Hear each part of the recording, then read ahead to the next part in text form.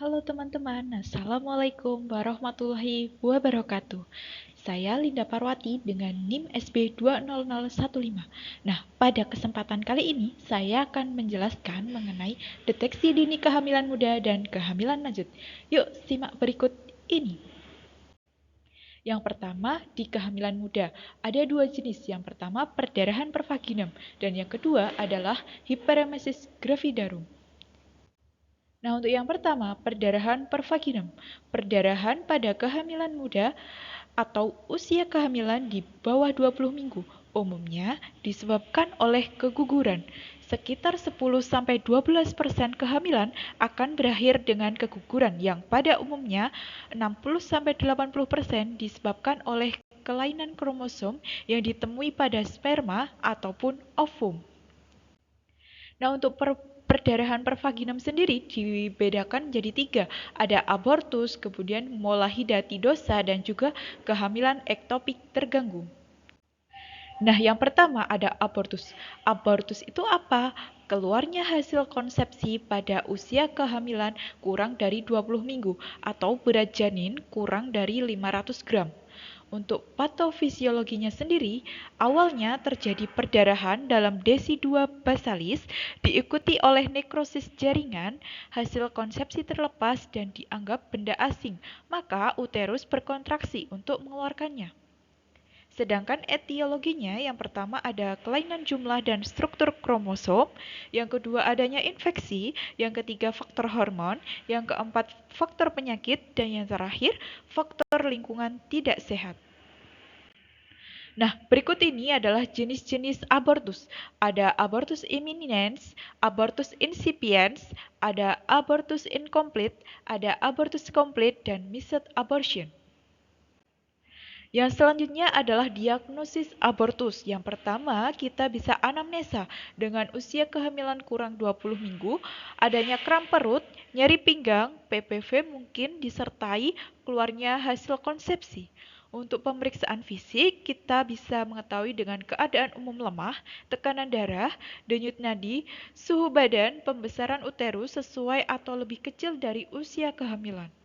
Nah, untuk pemeriksaan ginekologi, inspeksi vulva, inspekulo, pemeriksaan VT, dan juga USG.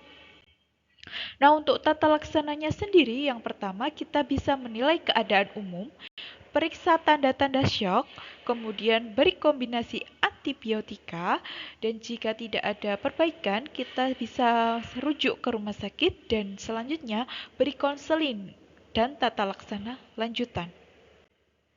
Nah, untuk yang selanjutnya yaitu ada molahidatidosa, yaitu sebuah kelainan trofoblas kehamilan di mana sel-sel filicorialis berkembang membentuk gelembung, gelembung putih seperti anggur yang berisi cairan yang menyebabkan kegagalan dalam pembentukan janin. Untuk tanda dan gejalanya sendiri, yang pertama mengalami perdarahan pervaginem, mual dan muntah hebat, ukuran uterus lebih besar dari usia kehamilan, tidak ditemukan janin intrauteri, nyeri perut, serviks terbuka, keluar jaringan seperti anggur dan tidak ada janin, dan juga takikardi dan berdebar-debar. Untuk pemeriksaannya bisa menggunakan USG. Nah, untuk tata laksana, kasus ini tidak boleh ditata laksana pada fasilitas kesehatan dasar. Ibu harus dirujuk ke fasilitas kesehatan yang lebih lengkap.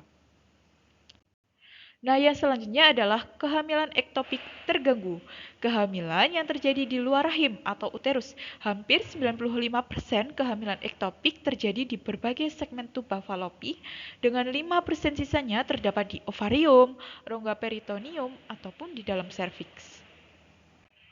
Nah, untuk tanda gejalanya bisa terjadi perdarahan pervaginem dari bercak hingga berjumlah sedang, kesadaran menurun, pucat, hipotensi dan hipovolemia, nyeri abdomen dan pelvis, nyeri goyang porsio dan serviks tertutup.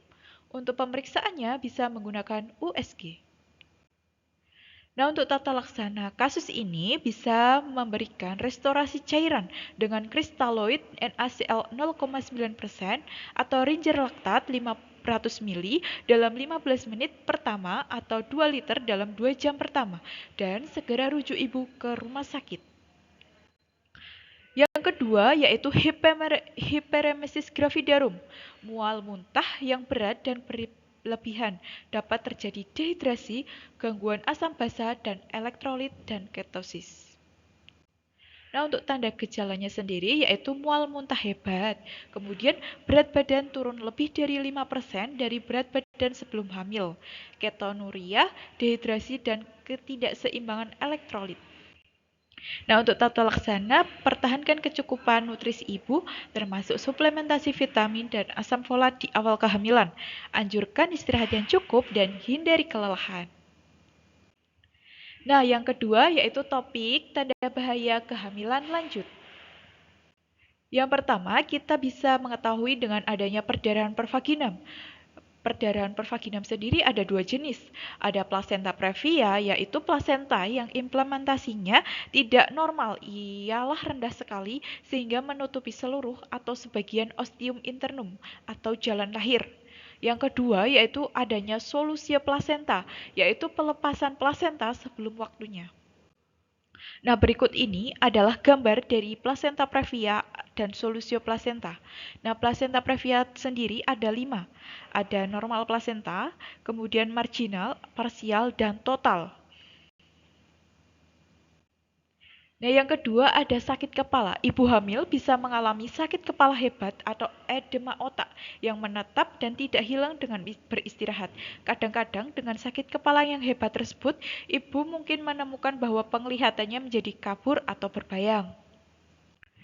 Yang selanjutnya yaitu penglihatan kabur.